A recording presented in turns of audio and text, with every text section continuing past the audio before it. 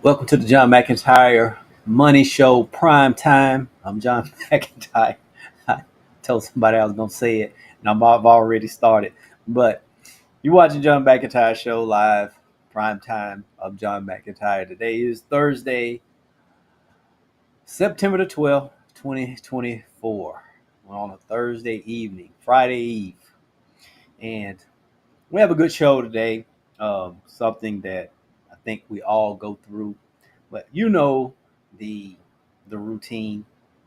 I'm gonna do some wallet wins. We'll do the question of topic, do the question of the day. Then you can be about your way. Um, and I'm not gonna stop. But yeah, today's show is real. What's so special about today's show is because it was something that happened today. What I like about doing shows in the evening, I get to share. Basically, my topics come from what I've talked about during the day, and so we're going into fall, going to that fall season, fall, winter, and some people say fall and winter. On the financial side, we say the biggest shopping season of the year. We're going into it. We have the three big holidays coming up, and um, it's Halloween, Thanksgiving, Christmas, and so we're going into those. And the thing about it is now they're being marketed all at the same time. It's like three big marketing blitzes are happening at the same time now, and that's causing a lot of money to be moving, a lot of spending. I saw a report the other day that right during COVID and right after COVID, the American spending had decreased. I mean, big time. It had decreased by almost 40%. It has increased almost 60%. So people have gotten back into the swing of spending money. The marketers, they know it, companies know it, and so they're doing it. So that it's still hot to me. I mean, as far as I'm concerned, my body is like it's still summer. Yes, my internal clock feels like fall this time of the year with certain things that always happen, growing up, and so I understand a little bit of things, but it's still too hot for pumpkin spice latte. I mean, it's never a good time for me because I really don't like it. But there is it's a ton of people out there that like it, and they're drinking it, and it's because it is the marketers. They put it out earlier and earlier. It used to be a time you did not see that stuff till October. Now, I mean, it's July and they're already sending it out there, and the candles. They're buying the kits and all of this type of stuff, and so the money is moving. And so today's show, that's what I want to talk a little bit about, because it's basically impulse shopping. We're all victims of it. We all do it some way. Even the most astute money managers have uh, triggers that triggers them to do emotional shopping. We all have favorite things. Even the most frugal person in the world, they have triggers, and we're going to talk about that. So before we get to that, we're going to share some of the wallet wins that I actually had today. I'm sharing what I've talked to people about uh, earlier today. Number one, had someone, they pulled their free credit report, and it was good to see that there were no errors on there. So a clean credit report, and everything was checked, because some people, they will pull it, but they don't exactly go through it with a fine tooth comb. So go through the credit report, pull it. This is actually a good time to pull your credit. You get it free. There's a number of free companies that you can go to: Credit Karma, freecreditreport.com, or just Google free credit report. It's a ton of, or just you in your bank. If you still go to a branch or bank, talk to one of the bankers. They love doing that type of stuff. It's part of public relations for them and dealing with the public. They like doing it. So you can talk with them and they'll sit down and go through it basically with you. So you get 30 minutes to an hour with a banker that's going through your credit report. Can't beat that. You have an account with them. It's part of their service to you. So it's no big deal to them. All right. So wallet win number two. I tracked my daily spending for a week, and I didn't realize I was wasting so much money. It's probably 50% of the population if they tracked spending for a week. And that's what we always say: track your spending. Um, this is almost like you talk to a personal trainer or someone that specializes in, well, in training or diet, especially dieting. The dietitians, people put together eating plans. First thing before you go into any eating plan, first thing they have you do is track your eating, track your diet. They say, don't do any crash things, nothing. Just track what you're eating, because then you know where you are. And a lot of times it's just a quick tweak here, there, leave that candy bar or that extra snack alone. Let's start off there. But you really don't know. And that shows a lot of people, myself included, when I started tracking my eating, I didn't realize how many extra calories, just the big giant McDonald's iced tea was. And I cut that out. I basically cut sugar out in 2011. I knocked off almost 80 pounds like that. Um, and I still have that same bag of sugar. That's my, uh, when I get triggered and I want sugar, I want iced tea, sweet tea, things like that. I am in the South. And there's sweet tea on every corner here. And I mean, it's delicious. It's not like up north. I'm in Chicago and I'm like, yes, I like to have sweet tea. And they were like, I'll bring you some tea and some sugar. You do what you can. You do the best you can with it. And I was like, oh yeah, I forgot. This is a Southern thing. And they were like, yeah, you got to go back to South to get that. Um, but just tracking, I started tracking. So on the spending side, if you just track, you won't realize just how much money you are just like wasting. Basically, it doesn't have any. It's just like frivolous stuff. And so tracking will really definitely give you a good idea of what's going on with your finances. Um, Wallet win number three. Someone negotiated a lower interest rate on their credit card. Yep, quick phone call, all that it took. Um, they had been, use the credit card, not carrying a balance, just use it, pay it off each month, use it, pay it off each month. It was like, um, you know, wouldn't hurt to make the phone call to get it negotiated down, just in case. They did it, and the credit card didn't put up any fight or whatsoever. They were like, okay, what, and they was like, I would like to have it to this, and they were like, okay, and they was like, man, was it that easy? I said, negotiating your interest rate down is almost just as easy as getting the card in the first place in the beginning. So it's just a quick phone call, and there you go. So had three good wallet wins today. We had more than three, but those are the three big ones. Free credit report, tracking daily spending for a week, and negotiated a lower interest rate on the credit card. So those are three good ones. All right, let's get into this topic. And like I said, it was about preventing impulse shopping. Someone was talking and they um, looking at spending. Basically, what is happening? This particular person, they have certain triggers where a little stressed or a little something like that, they end up in a store and they shop. It's not that they keep the stuff, they take it back because then they realize I don't really need this stuff, but it's eating up money and time. Is basically what it's doing. I was like, okay, so you're taking how much back? They said I take over 90% of the stuff back. Um, okay, so that's eating a lot of time up, and you need something more constructive with this. So you're going to have to slow down to understand, how to break this habit. I was talking about dieting a few minutes ago. Some people are emotional eaters. Some people are emotional spenders. Some people have other, ways. It's not just drugs, cigarettes, alcohol. It could be spending. It could be food. Most of the time it's food. You have the compulsive cleaners out there in the world. Everyone has their compulsion. And so most of the time spending isn't like seen as being, it's not an evil. It's not the evil. It's people say, well, it's not going to hurt you. It will hurt you. It's going to hurt your financial future. So it is doing damage. It's doing more damage than probably some of the other ones are doing, because you lose money, and then over time, like you gain weight, you can lose the weight, um, and sometimes that can reverse some illnesses. Financially, you've lost time, you've lost compound interest, you've lost time you could have been putting that money to work for you in your investment accounts, things like that.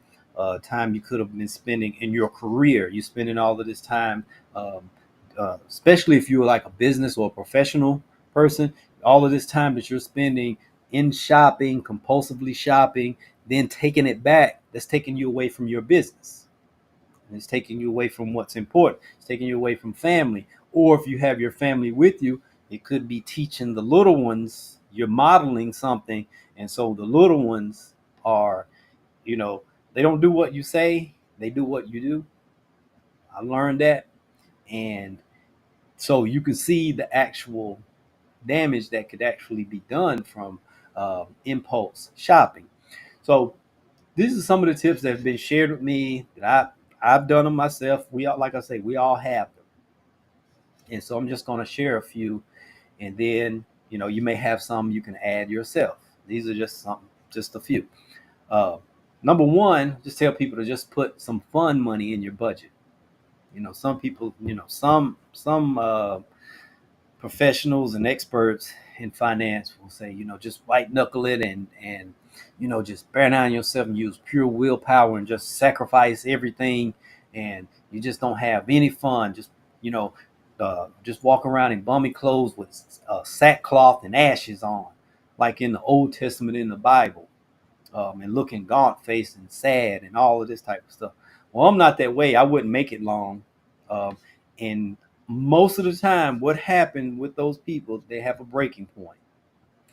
And when they break, they go, they go even further than they would have normally. It's like we're using dieting.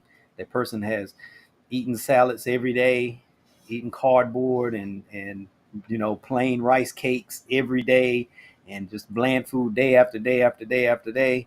And then they taste the least little bit of sugar or something sweet or their favorite thing, and they don't fall off the wagon. They jump off the wagon. They sabotage the wagon. It wrecks and explodes, and they just go way overboard. And then they go on a weekend binge. Uh, and it's not, I'm not saying it in jest and being funny about it, I'm being serious. It's like sometimes people that happens with drug addicts, it happens with alcoholics, and things, and so they have to have controls in place.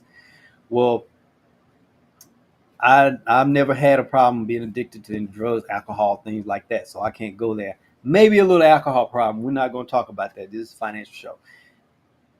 With money, sometimes if they fall off the wagon, they can do a lot of damage in a weekend. You go to one of the uh, big malls, or where we live, 15-minute drive, and you're at three major malls, and the Tanger outlet stores, the big outlets, where the Nike outlet and all of this, and a lot of a lot of damage can be done at those type of places in the weekend, because they have all of the food courts, they have everything, so you get all that you need there, and you can really run through some money there. And so that's why I say in the budget, put some fun money, and then choose something that would satisfy you, that would keep you pretty steady. It doesn't have to be anything major. I've seen some people, they were like, you know, $20, I'm good. I got to have that, a little bit of pizza, or I got to have that. I do like gourmet coffee. I do like to have a good cup of coffee or something like that, and they're good. They're satisfying, whatever. Or I when I see that sale, I do like scarves. I had one. She was like, I do like scarves. Okay. She was like, I don't have to go to buy the big expensive ones. Okay, well, you go to the outlet store, you find you're going to spend $20 instead of $100 on that nice cashmere one. You go to the outlet, spend and they're happy, they're good. So you just have to find a happy medium, is what I'm saying, and you have to plan for it if you put it into the budget. Number two, you have to understand, just identify your weaknesses and triggers. Just what does trigger you? That's like the biggest one. What is your weakness? Is it shopping? Some people it's clothes. Some people is, like I said, it could be scarves. Some people it could be shoes. It could be, blouses. It could be whatever. It could be accessories, whatever. It could be their children. It may not even be you. It may be you just, you know, I knew a lady, she very successful business person. Her daughter was almost like a baby doll to her. And I mean, she would spend a ton of money on this child. And I mean, the child could have cared less, about it. Really didn't like doing it. Didn't like standing and having clothes constantly put on and taken off and all of this type of thing. But that was her thing. And so once she come to realize it wasn't that she was spending a lot of money on herself, that was justified. That was business, because what she was in, her clothes was part of her brand. And so she was able to write that off. But the baby clothes, that wasn't, unless the baby, I was like, unless that baby is a model, you're going to make them the model for your company or something like that. You're going to reel this in and really reel it in, because it's causing a lot of problems with your money is being like sucked out big time. And so she had to get that under control. That was her trigger. And even deeper, I mean, I was like, I'm not a child psychologist, I'm not a psychologist, family psychologist whatsoever. But she actually talked to someone, and she said whenever the baby would cry, that was like her trigger to try to make her happy.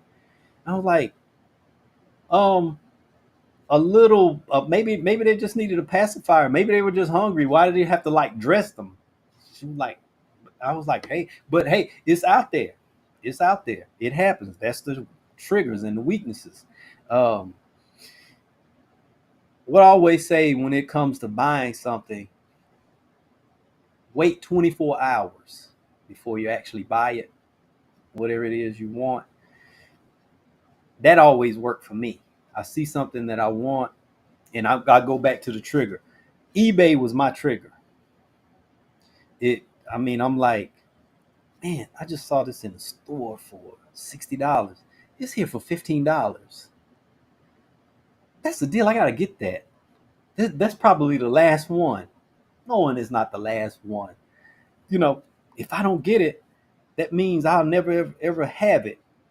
And then a week later, I just once I caught up with myself, I was like, okay. And then not even 48 hours later, it was down to $7.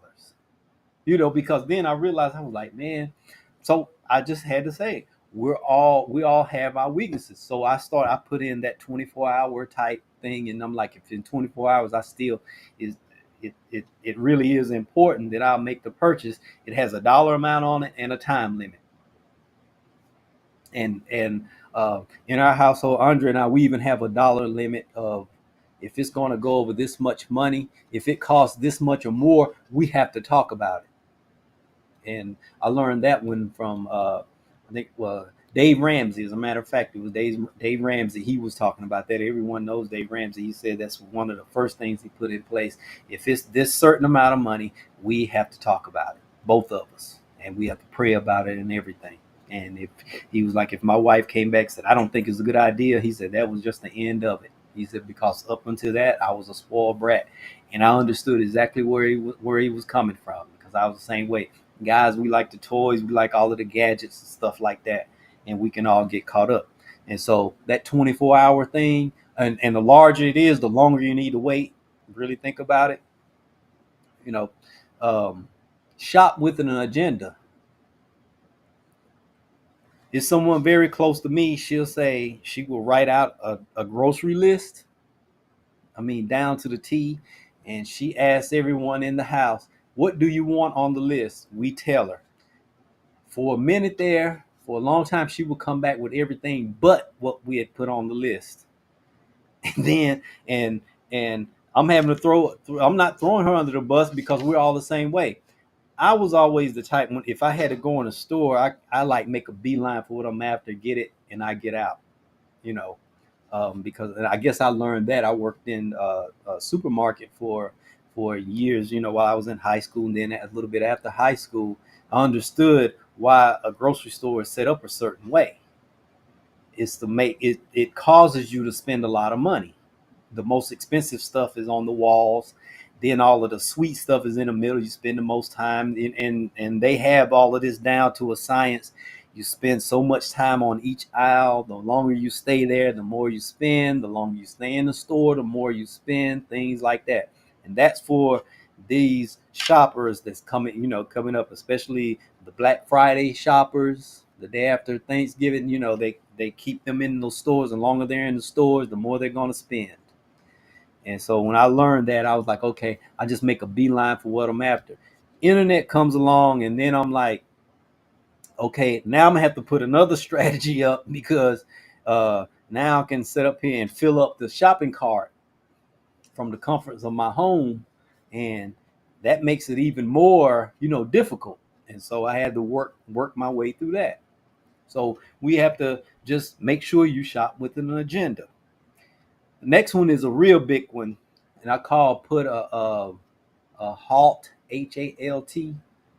Put a halt to how to put a halt to shopping. Never shop when you're hungry, angry, lonely, or tired. Those are the big emotions when your willpower is at its weakest.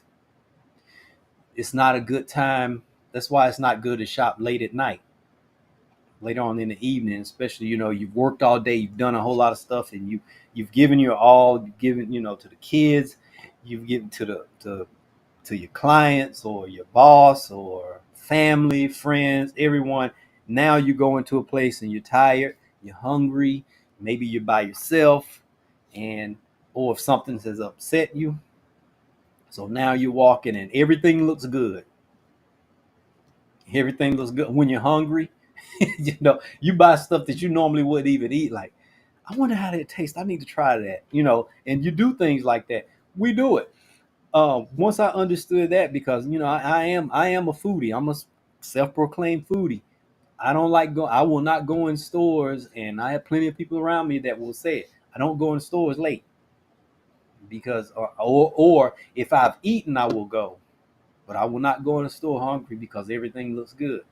You know, so that's one of the big ones because those are the big emotions, and scientists have shown after time and time again, you're at your willpower goes low, very low when you're tired because excuse me, you're fatigued from making decisions all day, and so the, the decision making mechanism is pretty much burned out. And so whatever's in front of you, if it appeals to one of those, to the hunger or something like that, you're going to take it and run with it. And so don't shop hungry, angry, lonely, or tired. And that's why you should never shop with another impulse shopper. You know, uh, you need that accountability partner. If you go shopping, you have to do what you have to do. And maybe so it may be good to go with the one that says, "I thought you said you just was going to get this." Why are you over there? I thought you was going to get this. You want that friend that will loud talk you and embarrass you, things like that, make you. We all have one. I thought you said you wasn't eating pizza anymore or whatever. You was doing. So what's with all the pizza and the thing? All right, I'll put it back. Whatever. Accountability partners, and another impulse shopper is not the best accountability partner. You know, two hungry, angry, lonely, and tired people together, they're going to come out there probably spending 3 or 4 times the amount they intended to, and it's going to become a party, a free fall. So those are the tips I wanted to share that I've seen work for others, some that work for me.